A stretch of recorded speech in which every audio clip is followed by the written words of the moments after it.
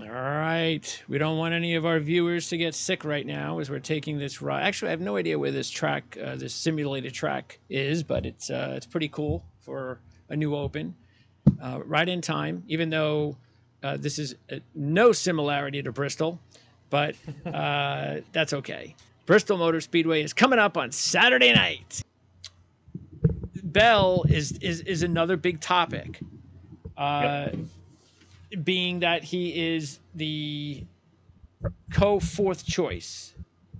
So, right? Co-fourth choice, I Yes. believe. Yep. Plus So, 800. Yep. yeah, so we're going to get into that. Uh, just a couple of notes on Bristol, since we haven't been on this surface all year. Out of the last 11 winners, 4 of them started 20th, 17th, 18th, and 24th. So even though it's a short track, it can be done. Kyle did it twice out of that 17 and 18. So it shows you how good Kyle is at Bristol. 6 of the last 8 winners started in the top 10. 5 of the last 8 in the top 5 with 3 poles. So yeah, both. So I think that's always makes it fun, which again, why it's a really fun track. You can qualify well on the pole, you can win the race, or you can qualify 18th, 20th, and still win the race. So, but you're right. It hasn't been the same Bristol so far with the new car, but this is the first time we're seeing it this year with the new car. So, I think the short tracks races have been better this year. We've had more parity. So maybe we will see a back to being an improved Bristol race, because really what we want to see is a lot of banging. And that's the thing with last year, which they were saying. With this new next gen, the easier fix would be go to a smaller tire, which I know that changes things, but the tire is bigger, and you have a bigger tire going to a turn at Bristol, you're going to have more grip. And you're going to have more grip, you're going to go faster. And if you're going faster, it's hard to catch the car in front of you because you're all going the same speed. But that's where we saw the attrition, because you're putting a lot of load on that tire in that car. If you're going faster in the turn, which we know how steep that banking is there, that tire in that car is settling in and taking a load. And you think of 500 laps, things can break. You're adding a lot of load to that thing. So and that's where the setups are key. And I remember talking to the drivers for the last few years about this, where since COVID, when there's no qualifying, or there's not a lot of practice, then we have one round of qualifying that sets the lineup.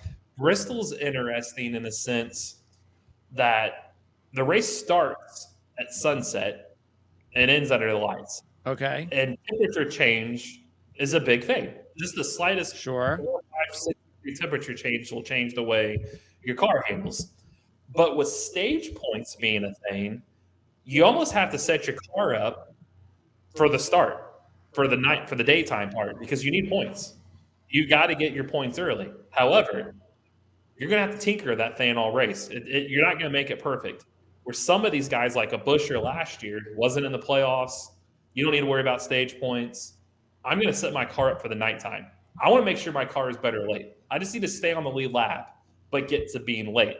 So And if you that's have where a guy you get these drivers that start, like Buescher was 20th last year. Yes, that's where you see some of that. So you might see. So that's where a live bet or wait till after qualifying. Maybe a driver, Eric Jones, not in the playoffs, really good at Bristol, might start mid-pack. Well, maybe he's got his car set up for the nighttime, because this is an impound race. They do that P&Q, practice 30 minutes, qualify. So they might go, hey, I don't worry about qualifying. We're in the field, start in the top 20, and then we're going to have this car set up for the nighttime. I'm not set up for the daytime, because qualifying is going to be during the day anyway. So that's another little wrinkle to watch for this, and why some of that parity. No, and you also have this. Last 5 races, 5 different winners by 5 different teams. Gibbs, Penske, Stewart-Haas, Hendrick, and RFK. Okay. Those are the last 5 teams. So who's left that's credible? Well, I mean, I don't trust the drivers. We got 23-11. Eric Jones with Legacy could fall into that. Eric Jones. Okay, I like that one. Um, By the way, I picked up Eric Jones in my fantasy team this week. A smart pick. That was the only one. I thought about it. Like, I always go back to your advice a year or 2 ago. If it's working, don't change it. Yeah. Even if there's no sense. My team got me the most points again. Like, why would I change it? Just leave it alone. Because I thought about it. I'm like, do I pick up Eric Jones? But I just picked up Cindric, and he's done nothing for me. So I'm That's like, true. that just leave it alone. So I just left it alone. But yeah, Cindric has to win yeah. like that. That he's got to win like the Roval or something like that, or maybe he's Talladega. good. Exactly. So I'll leave it alone. But 2311, RCR, Kyle Busch. Those are probably some of your Kyle teams Busch. that Okay. fit into this. I have both Kyle Busch and Jones, so that's good. So there you go. All right, I like to hear that. That's if the trend continues. If the trend continues, yeah. Okay, so how many picks did we correctly predict together? I only went with like 7 or 8 this week, so I'm going to say That's 3, right. 2, 3, 2. 2. Okay. Who are they? Busher? Yes. Then I'm going to say CJ doesn't typically take long shots, but I'll take a flyer. Eric Jones? No, he took no. His biggest long shot was Busher. Okay, I figured he doesn't typically go past 12 or 1400. So then I'll say Elliott. No, I was the only one who didn't take him. Then Hamlin. No, you were the only. You didn't take him. I didn't. I'm looking at my listing, and then I got them all in order. I don't know who. I don't remember all who I picked. I did it this morning. So then Larson. Did we all go favorite? No, CJ was the only one that took him. Wow. No, you actually did not take. You pulled one of my strategies. You did not take the first 4 drivers. I did. I went. Oh, that's right. I originally had. I deleted them. I went more farther back. Which you should have. I mean, because last week I was looking at you because you hit it like we all hit Reddick. Yep. But you only made like $50 on it, and I was like saying, I was looking at it and I'm going, did he forget where he is in the standings that he forgot to hit more money on because it's like you were heading that way, and it's like last week it's like you just kind of forgot and went back to the old way, and then now you're like, all right, I remember that now. I'm not gonna make that mistake again. And then you went ahead and started to juice up your picks again and avoid the low and odds. I wanted to get further. I'm like, because the guys that I took, that's right. Because I originally had Larson, Byron, and I remember I was like, no, I'm going to delete them because I'm not winning anything on them. Yeah. Because I think they could win. Sure, I didn't choose them, not thinking that. Yes. But they're not going to win me anything if I choose. No. So I went farther. That's right. So Logano? No, you and I got Logano. Then I guess the only one left. Did I take Keselowski? Yep. Is it Keselowski? That's it. Okay. So that's the only other one. Keselowski and Busher. Matter of fact, out of your 6 drivers, you and I have 5 of them. So there's only one driver out of your picks that I did not take, and that was Chase Elliott. I'm just not falling for it. So that's like we said last week. I wasn't falling for it. I didn't feel he was going to do it. Look, if this was the old Chase Elliott and he did what he did last week, I would have been, maybe he's gonna win the race, and maybe he would have. But this is just a different Chase Elliott, and I just don't believe it. So maybe he'll get a win, and I know that's probably the direction you're going. Is he's going to win a race? He has to win a race, but you know what? I'm just, unless I get really good odds, I'm just gonna go with the fact that he won't. And if he wins a race, all right, well, there's 1 week I lost, but he ain't winning 2. So if I lose 1 week, I lose 1 week. All right. So let's start at the top with Larson. And you and I did not take him. And look, the fact is that in order to make money, in order to try to get even your money back with Larson, we have to pretty much invest a quarter of our revenue or of our wallet. So that's why I was like, I can't do that. Not that, like you said, we can't see Larson winning. And I think this would be a good parlay wager. So it's a Saturday night. So let's say you like a football game on Thursday, Friday, Saturday, and you really like Larson. Well, parlay it. Parlay the football game with Larson at 5-1, and you'll get a decent number back. That's how I would do it. And maybe I will, because I last week actually I took Rory McIlroy to win in the Irish Open in Europe. He didn't win, but I had him in a parlay with Hamlin. You guys had Hamlin. I did not. But I knew Hamlin would probably be good, but I avoided him because he was 4-1. I think he was 4-1, right? Yeah, And yeah. so I said, well, here's how I can do it. I'll get the favorite of the golf tournament, which was like 7-1 Rory, and put him in a parlay with Hamlin. I only had to invest like a couple of bucks, and if McElroy would have won, I would have had $100 on Larson. Excuse me, on Hamlin, which would have made my experience on Sunday a lot easier. But it worked out in the long run. In the long run. But anyway, Larson, 7 top tens in his last 8 at Bristol, 4 top fives, 2 runner-ups, and a win. He swept. Excuse me, in the 2 runner-ups, they happened both in 2018, and he's had 760 laps led during that stretch. And then this year, he's got a win at Richmond and a win at Martinsville. So, Yeah. he led 175 in the 21 win, 200 laps in the 18 runner-up, and 202 when he finished 6th from the pole. So this is one of his better tracks. But again, the odds is just the only thing that just took it away from me. Yeah, because if this was earlier in the season, I probably would have went some of those favorites. But for our viewers, we have $200 limit. We can choose for the week. You don't hit, you're minus 200. And for where I am in the standings, I've hit a lot of singles. I haven't hit a home run, and the singles, because I struck out on some of them, have got me too far down to just win $50. Well, like look, Reddit, for instance, what you could have done if you really, really, really, really like Larson is just, I'm going to put 200 on Larson. If he wins, Yep. I'm even in the standings. I get my Exactly. 1,000 back. I thought of that. Yeah. But I was like, But that's am I one really driver. doing Larson or the field at Bristol? Yeah. At a track that anything can happen. Yeah. So, I just thought I could get more drivers. But, as you say, he's got 4 top 4 finishes and 6 short track starts this season. He should be the favorite. He should be. I just, to win the money that I'm after, and I just didn't take him. But if there's people out there that want to take him, absolutely, I could see why. Yes. Or like you said, parlay the top 3 if you want to, or you can get a parlay involved where you take him and Hamlin and Busher, parlay 3 top 3s right there, and that might fit you better with a football game. But I just couldn't take him just for that reason. But I do feel like he could easily win this race. And the other thing too is that not that not going to be competitive and everybody wants to win, but he's got his win already. And I just kind of, and then what happened last week, it was like, well, what happened there? I mean, I know there was a little thing, but he looked like he was going to be strong there for a second. And I don't know if that plays into it. And we always talk about, well, once you win and you advance, you start thinking about other things. You start thinking about, well, we got to get the car ready for other tracks. And so I don't know, not that you can't win twice in the same 3-race stretch in a playoff round, but it doesn't usually happen. I don't think it does. Not a lot, and especially with the tracks of these, especially too when you get into the round of 8. If you win early, you're focusing on Phoenix.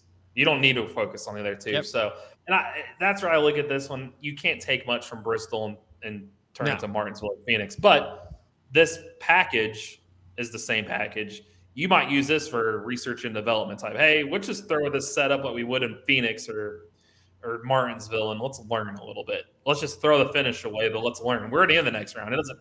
It doesn't matter whether we win or lose. So that a little bit could change too. So, and the other thing too is, even though the short tracks are Richmond and Martinsville and Bristol, now that Bristol's one race and it's so late in the season, and again, it was only been on this surface.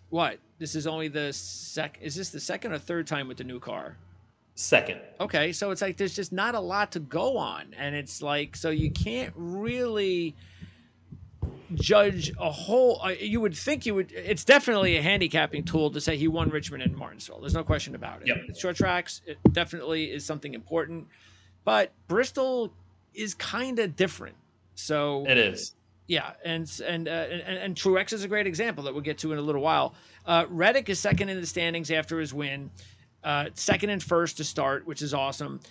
He's 16-1. You would think, wow, great odds. But I mean, this is, especially after winning last week with him, no way am I taking him this week. 1 top 5 out of 4. Never led a lap in the Cup Series.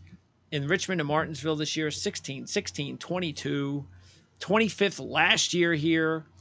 He has shown the ability in the Xfinity Series, including a win and a runner-up his last 2 appearances, but He just hasn't shown it in the Cup Series yet, and he's not having any success so far on the short tracks this year.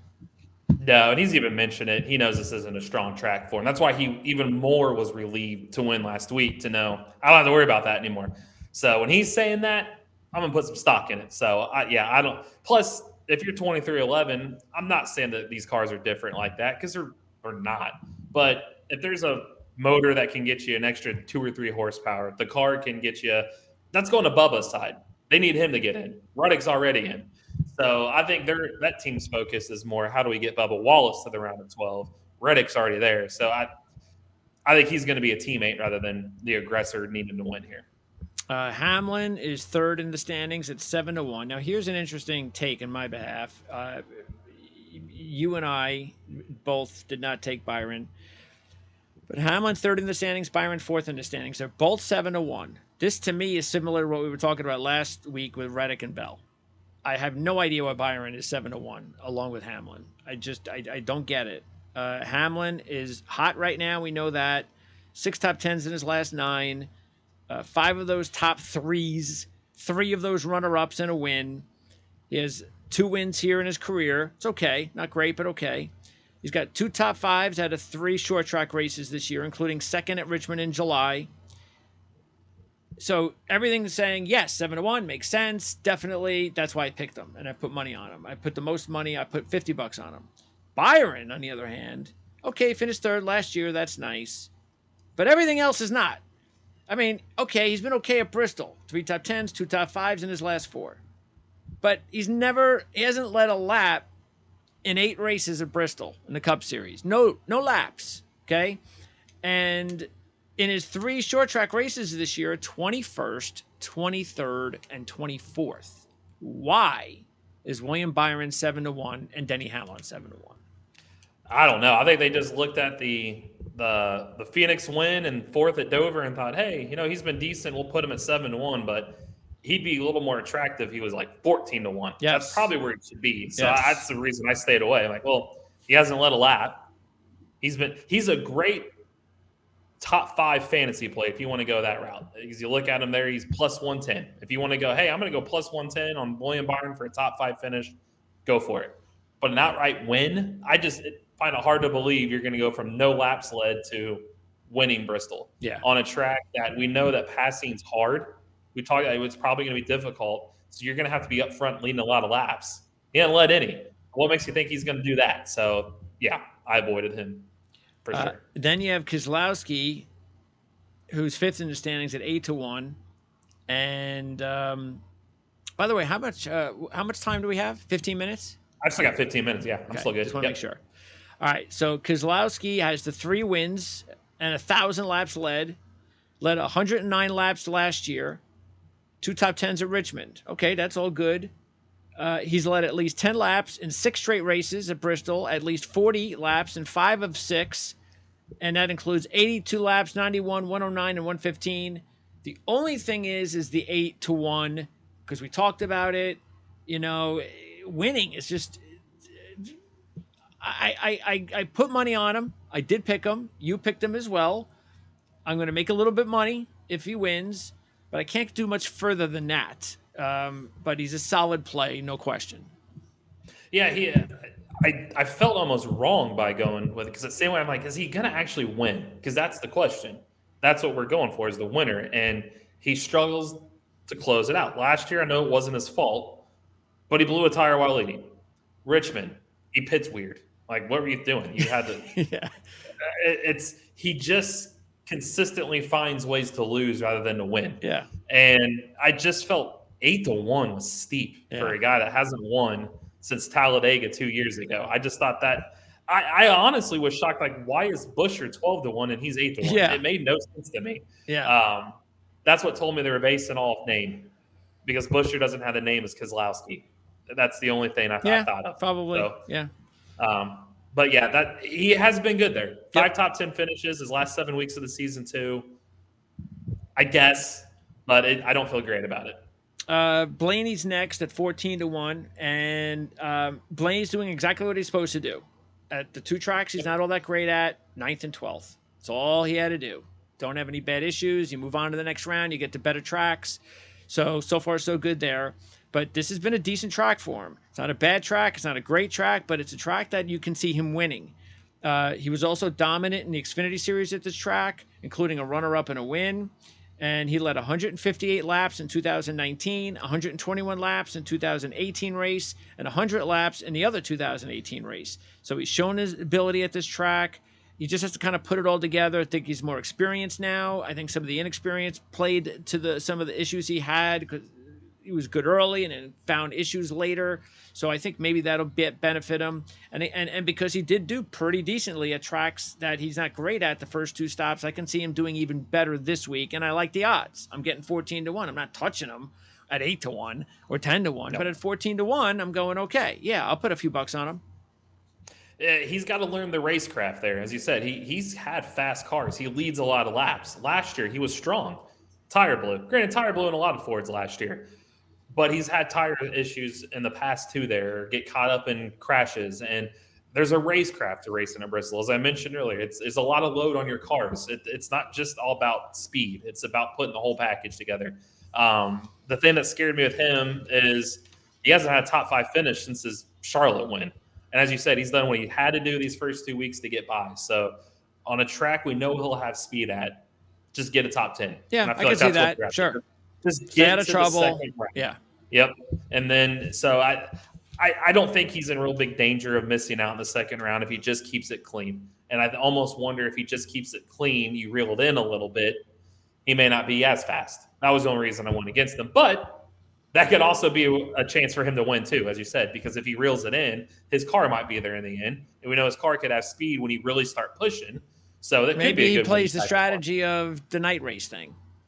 Yeah, if I were them, I would. Yeah. Be there at the end. Yep. So we'll see what happens with him. But yeah, 14-1 is about where he should be. They got him right this week. And by the way, his teammate Logano, who's 11th in the standings, is also 14-1. We both put money on Logano. He has a couple of wins. He hasn't had any. He's only had 2 laps led in the last 5 races, which concerns me. And by the way, that's the other thing that concerns me about Hamlin. He doesn't have a top 5 in his last 4 at Bristol. But overall, Logano in the 3 races at Martinsville and Richmond, all top 10s, including a runner-up and 2 top 5s, and he's been okay. I mean, he's been inconsistent, but he's been okay, and that inconsistency is why he's 14-1, and that's why I want to try to take advantage of it. Same here, because like last year he finished 27th. He wasn't a top 5 car last year, but this isn't last year either. He won the championship that year. This year, I just feel like he just shows up. It seems like he's outside the top 15, top 20 on short tracks, and you look up in the final stint, and he's second, third, fourth. Yeah.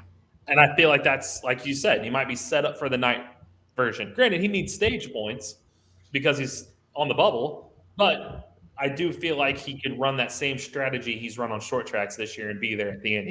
He's proven he's done that more times than not. So I thought for 14-1, you've got to go with him this week. He knows how to win there. 7 top 10s his last 12. So he's been around. So it was a no-brainer. And then Kyle, 7th in the standings at 11-1. I'm the only one that took him. And I know, again, we've been talking about it. He's just kind of there, sort of like Blaney so far during the playoffs.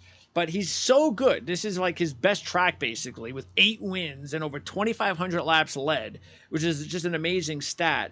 Now, the problem, the new car, he hasn't done anything. The last stop, or even in 21, didn't do much. But he had engine problems last year. 1 top 5, that was Richmond in July out of the 3 short tracks, so nothing great. But I'm getting 11-1, and I figured, okay, Kyle is probably going to do, like you said, that Blaney might do as well. Let me just kind of do what I've been doing lately and just, people aren't even going to recognize me, and I'm going to be in the next round, and maybe that's what we see. But he's just so good here that 11-1 was just enough for me to say, okay, I'll put some money on him. It used to be going in, if he wasn't driving the RCR car this year, when he's openly admitted, these are our worst tracks. We do not have short tracks figured out. I probably would have damn near put almost my whole 200 on him because this is how good he's been on that track. Yeah. Because if I would have told you 2 years ago that Kyle Busch was going to be 12-1 at Bristol, I think you probably would have fell out of your chair like 12-1. Yeah. But I feel like he just has said these are his worst tracks. These guys cannot figure it out. That's why I stayed away from him because Can they figure it out? Or, as you said, maybe he's just boring. Maybe he just goes and he's boring this weekend to get Yeah. by. And as we said, he was on a milk carton a few weeks ago. I didn't know where he went. Yep. And now two seventh place finishes the last 3 weeks. They're doing what they need to do to get, as you said, get by. You just got to get by into the second round. That's it. And I feel like he's done a good enough job. Why change? You know you're not good at this. He's good. This car hasn't been good at tracks like this. Just be good enough. Be boring. Be vanilla. Just get your few stage points, get you a top 15, and live to see another day. Because if he could because I was one of them. I had him on upset alert, not even making it out of the first round. And he's done enough to do that. So if he could just do what he's been doing. So I just don't think you change your approach if you're him or the 18 this week. So that's why I didn't go with him this week. Yeah, the fact that he had a top 5 at Richmond in July was also why I was like, okay, they showed it a little bit. So maybe, sometimes it could just turn on, and it has turned on. There are several drivers that didn't respond well last year that responded well this year. And it was really just one race. It's like, yeah, we're pretty good at that track. And the rest of them we're still struggling at. So who knows? If there's a track that Kyle cannot struggle at out of all the other tracks, this is it. Yep. So, all right, Chastain at 14-1. Never led a lap here. 6th last year, though. That's when he was the changed driver. So that's important to note. Is only top 10. 3rd at Richmond in April. Runner-up in his last Xfinity Series race, too. And he led over 100 laps. But he's not really been leading a lot of laps lately, and the only thing that's good is the 14-1. Yeah, and he, with 6 short track package races this year, 4 of them he's finished 13th or worse. So I just didn't trust it. We know how he races. He's tamed down this year, as we talked about that going into the playoffs. That's got to change. If he's tamed this week, he's just going to get chewed up. Yeah, and he might wind up outside the playoffs. Yep. So I think he just needs, again, he's like him and Kyle and Blaney. They're in that same just maintain category. Just get by. That's all. Just get by to the next round. And that's why I feel like their strategy this weekend will be just that. Which, just again, is the reason why it's going to be tough for Truex to win this race, who's also 14-1. He's 13th in the point standings. 2 top 5s in 32 races. That's it. And none since 2012. Now the good news is 11th, 7th, and 3rd on the short tracks, so that's good. But other than that, there really isn't anything that says that Martin Truex Jr. is going to end up in the top 10 or the top 10, maybe. But again, as we were saying, if all those other drivers perform the strategy of we're just not going to do anything wrong, then he needs a big effort, and I'm not sure we're going to get that. No, I'm shocked he was 14-1. I mean, what has he proven to be 14-1 when he was last year? He finished last, and last week he finished last. Yeah. So I don't know what they were. 14-1 just didn't even. There's no way I was biting on that. And as you said, I think that's exactly what you combine with guys just needing to get by, and you combine, like I said, about the track just chewing you up and spitting you out. If you get too much, you run it too hard. Those guys are going to take the top. Hey, we'll take here. We're not going to beat ourselves. You beat us. Well, I don't think Truex has it in him. He does, but he doesn't on this track to beat them first. So he's got to swing for the fences and run this car hard, and that usually doesn't bode well. Yeah, well, to tell you the truth, maybe their strategy of doing the night change thing might be the best way. Is just don't do that. Just we're going to take a chance. This may not work. It may backfire. But let's play the long game in this race and hope it works out in our favor. So they've got to. They've got to be there at the end because it just being aggressive probably won't work, like you said. So no, because unless Logano or Harvick or Blank, like any of those guys having troubles early, then you need to be there at the end because you're not going to outpoints them. That granted, 7 points doesn't sound like a lot, but when you're talking the quality of drivers to make up 7, that's difficult when those drivers are championship level drivers. So it's not an easy feat for him to make up for at all. And 3 of them are next. Yeah, Buescher 12-1, Bell 8-1, Harvick 12-1. So Buescher's the defending champ, and he won the Richmond race in July. So he's got that going for him. Bell, again, don't understand why he's 8-1 again. He has an Xfinity Series win and an Xfinity Series runner-up. We get that. He does have a top 5 out of 4 races at Bristol, which was last year, led 143. That's all good. 4th at Richmond in April. That's his top 5 this year in the shorts. But, I mean, I'm just not going to – I'd rather just do what I said even with Elliott. You know what? At this point, if Bell's going to win, he's going to win without me. If he's going to win, I want to see him win first before I start getting on his bandwagon and wasting any of my money. Harvick, on the other hand, I'm getting 12-1. He's got 3 career wins, over 1,200 laps led. He's got his solid results out of the 3 short tracks this year. 10th last year, 2nd in 21, 1st in 20. So even recently, he's been solid here, and I just think it's a matter of time before Kevin Harvick wins. He's just hanging around, and he just hasn't had any breaks lately. I agree, and this is a great track for him. And you get him for those odds, you have to take him. I don't see. I feel like this will make up for that Southern 500. You know he's going to win at some point in this season. He's not going to go winless. This is a great place to take him with. And Bell, as you said, they've had speed. That's not the issue. They're not executing. I mean, he's got 1 top 5 finish since Easter on this track. But this track, I don't know if Vegas or the odds makers realize that the race and that track behind me in the picture was on dirt, not on concrete. Yeah. It's not the same Bristol. Yeah. So, yeah, I mean, they just – I think it's ironic they switch pit crews. They give him Ty Gibbs' pit crew, and Ty Gibbs' pit crew was rated the top pit crew of the year. They won the All-Star Challenge, and they've struggled on this car. I feel like they've had issues. This isn't a track. That's a pressure situation that they're not coming through. No, and that scares me on a track to where if you have the slightest bit of an issue, you're screwed. Yeah, you're going multiple laps down. Yes. So there's no reason for 8-1 that I would take him when you can get Logano and Buescher. And Buescher, I mean, he's got 5 top 7 finishes in the last 7 weeks of the season, 4 top 6s in his last 5 at Bristol. Why would you not take him at 12-1? So, defending champ. Better value to go that rail. Yeah. All right, and then also now you got Wallace, who needs a win basically at 28-1, but this is just—it's not a good week for him. This is just the setup just doesn't work. Stenhouse and McDowell are 100-1. Now Stenhouse has not finished the race 4 of the last 5, which is not good, but he historically before that actually did well at Bristol. McDowell, meanwhile, it was 11th last year. 3 top 15s in his last 4, including a top 10. So he's actually done better the last 4 times at Bristol than he has an entire career. So I don't know. It wasn't good enough for me. I knocked him off my fantasy team. But who would you take, Wallace, Stenhouse, or McDowell? Probably Wallace, just because Toyota seems to be pretty good there. He hasn't been good at Bristol, but he's been really good on short tracks this season. I mean, you look at what he's 13th, 22nd, 9th, 12th, 8th, and 12th.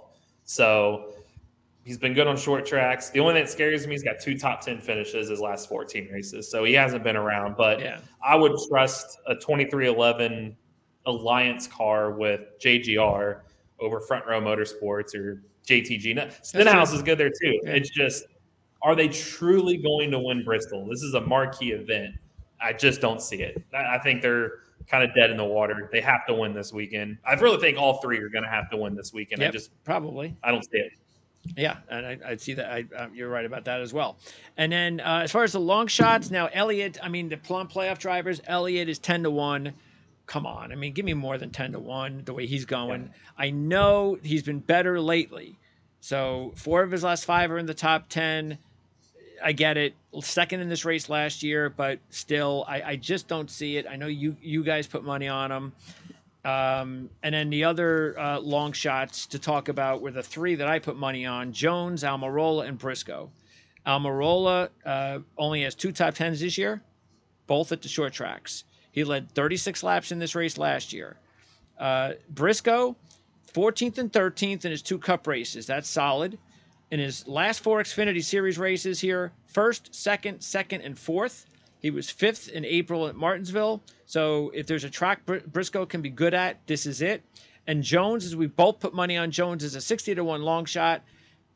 3rd and 10th in his last 2 races. He's kind of doing what he did last year, heating up now. He's got 2 wins in the Xfinity Series. And he led 260 laps in 2017 in the NASCAR Series from the pole when he finished 2nd.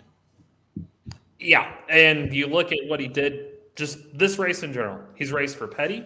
Or I'm sorry, he's with Petty now. Gibbs, Furniture Row when they were kind of the Truex had the best car out of that one as rookie. But so you look at his finishes on this race: second, fifth, 22nd, third, eighth, 21st.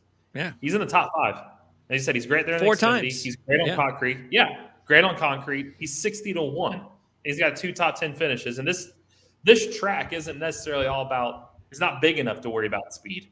So it's not like he's at a huge disadvantage either. So I like him, and I like that Briscoe pick. I mean, I looked at short tracks. I almost picked him too. 7th, 12th, 5th, 30th. That was an issue, but that's okay. 10th, 11th. Top 12 on all of them but one. Stuart Haas has had great short track cars this year. Martinsville, they all started up front. Richmond, they all started good. So that's a good one too. And I said, these guys that are not a threat to move to the next round, they're not going to get moved out of the way at the end if a driver doesn't need a win. Like if you're Denny Hamlin and Oh, yeah. if he's already too far back, he's like, why would you create drama with a guy that could come back and get you later? So they're going to get raced more clean than they would otherwise. And any closing thoughts on Elliott of why you took him? Only because I feel like if he's going to win a race, it's going to be something like he just seems like he's been in a roundabout way, a pissed off mood all season. And you kind of have to race Bristol that way. He's just kind of already in the mindset. And that car is still going for owner's championship. He was runner up last year. He led 129 laps in 2021. And I looked at on short tracks this season, 10th, 11th, 12th, 17th, 4 top 8 finishes his last 5 weeks on the season. I just felt like he's inching closer. So if it's going to happen, it might as well happen this week. So I don't like the 10-1, but at least hedged a little bit to try to get something out of him. Well, hey, look, again, some of these drivers, if you don't like their odds, wait until qualifying. And as we said, if they qualify 15th into 20th range and the odds go in your favor, take advantage of it. So. Exactly. You always have the live betting option for sure. And next week, what do we do? Texas. Is that a good thing? It's a 1.5 mile race? It hasn't been, but this package has been pretty good. Remember last year was the one where all the tires kept blowing. They're having issues. Well, so that actually may not be a bad thing for We'll fans. see what happens. Yeah. All right, Eric. Appreciate it as always. We will talk to you again next week. Yep. Sounds good. Thank you.